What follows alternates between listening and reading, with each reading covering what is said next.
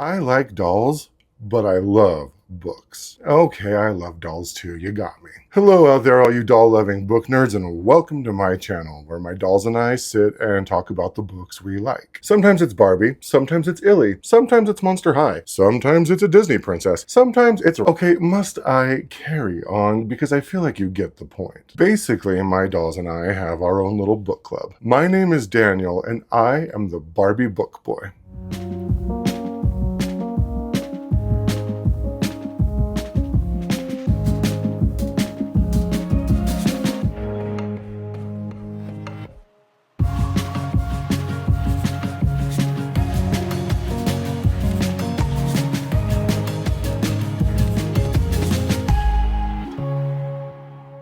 Extra, extra, read all about it. OMG, do you guys remember print media? Anyway.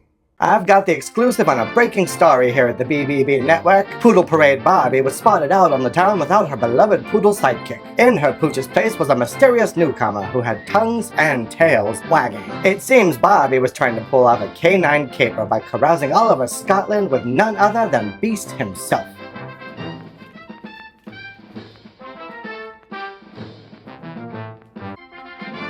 My sources say the pair was seen canoodling on the Overton Bridge before Beast took complete leave of his senses and flung himself over the edge. This reporter tried to reach out to Barbie for comment, but her camp declined to respond to our investigation. Okay, that was ridiculous, but I make my own fun because all of my friends are plastic. And Poodle Parade Barbie really does look like she's trying to avoid the press, let's be honest here. She's a reproduction, but she's still giving Lady on the Lamb.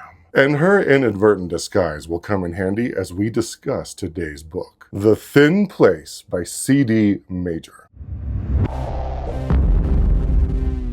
But slow down. Calm down, everyone. Take a breath, because I need to warn you. If you're going to read this book, please proceed with caution. This book has child abuse and medical abuse and animal death and miscarriages. So if that's too much for you, well, I mean, at least finish watching my video. But be warned. So now that we've got the business part out of the way, let's get into it. Yes, we're being watched. It's a YouTube video, that's kind of the point. Anyway. There's something funky going on at the Overton Bridge in Scotland, and it's got Ava's journalistic instincts all flared up. By the way, the Overton Bridge is totally a real place. I actually remember seeing it featured one time on one of those like ubiquitous countdown lists. Something like top 10 creepiest places with unexplained phenomena or something like that. Whatever. I don't know. I can't remember. But I saw it. And when I started reading this book, it vaguely came back to me, so I knew it was going to get good and crazy. Anyway, back to the book. Overton Bridge and its adjoining estate are often colloquially considered to be a thin place. No, not like a health retreat. It comes from Celtic folklore. It describes a place where the boundary between the physical world and the spiritual world is, well, thin. And Ava is on it. Perhaps a bit naively though, because there is danger afoot. Okay, you need to calm down, paranoia Barbie. All the townsfolk are actually wary of Overton and they try to avoid it as much as possible because they know the place is wacko. But not Ava. She just bulldozes into town and starts asking all kind of questions about the past. But the locals aren't having her journalistic tomfoolery for 1 second. They're straight up just giving her the brush off, which only fuels Ava's growing obsession.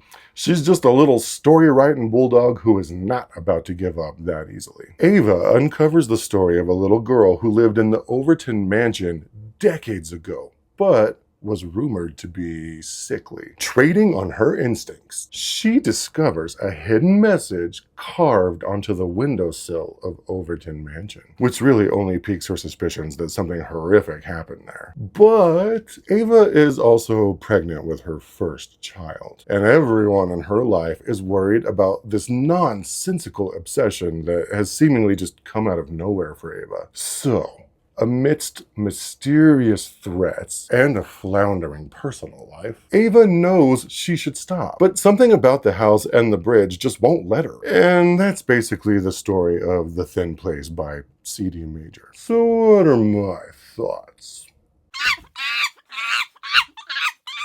No. Well, as I mentioned at the top, there are some difficult subjects throughout this book, but I feel like the author navigated them as delicately as possible. So with that being said, The Thin Place definitely cannot be accused of having a thin plot, because this isn't simply a dual timeline story. This is a triple timeline story, which is effective for building tension because then the story has to reveal itself in stages. And of the 3 timelines, I think I found Ava's to be the most challenging. Ava pursued this story doggedly, to the point that her obsession just made you want to scream. Ava has to do a lot of apologizing to the people in her life. But I mean, one can only apologize for the same thing so many times before we all just start rolling our eyes and doubting the sincerity. As for the other 2 timelines, they actually provided a brief reprieve from my frustration with Ava, and all the little twists and turns woven throughout blend nicely into each other as the story is revealed. So,